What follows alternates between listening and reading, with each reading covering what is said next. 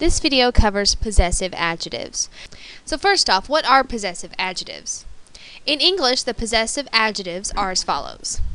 My, like my book, your, his, her, its, and your formal. Your formal would be like talking to someone that you would want to show respect to and saying, here is your book.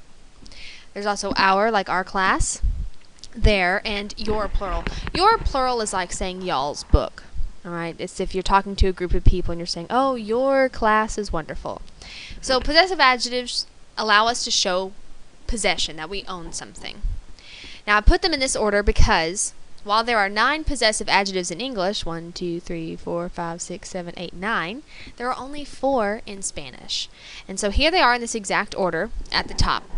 The word my is me. The word your is tú. Now tú is very similar to the word you in Spanish, but there's a slight difference. If tú has an accent over the you, that means you. If it does not, it means your. I'll skip over. Nuestro means our, and su means all the rest. So su can mean his, her, its, your formal, their, or y'all's. I wish it was as easy as that, just memorizing those 4 words, but because these possessive adjectives are adjectives, they have to match the noun they are describing. Alright, this is not a new idea. We match nouns and adjectives all the time. But since possessive adjectives are new, I want to go ahead and explain what this means. If you have something like my house, since casa is singular, you get to leave me singular, mi casa.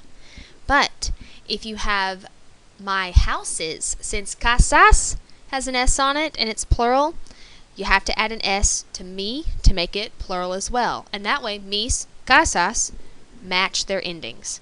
Now, mis casas doesn't mean that there's more than one me. Alright, I'm just saying, yeah, my houses. So it has nothing to do with the owner or whether the owner is male or female or if there's more than one owner or not.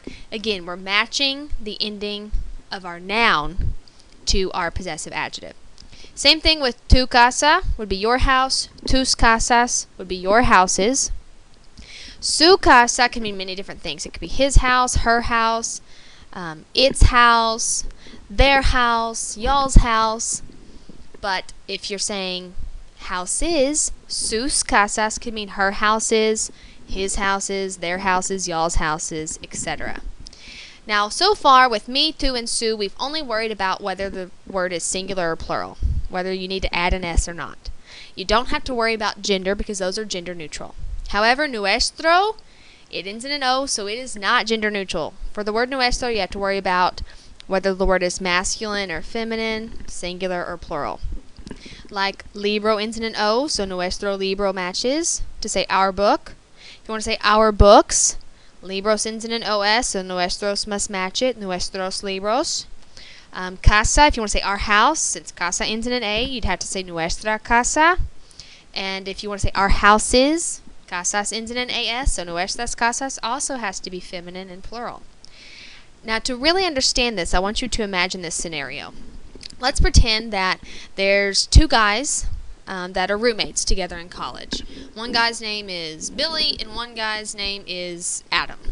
So Billy and Adam, they are having their friends over to their house. And on their invitation it says, come to our house.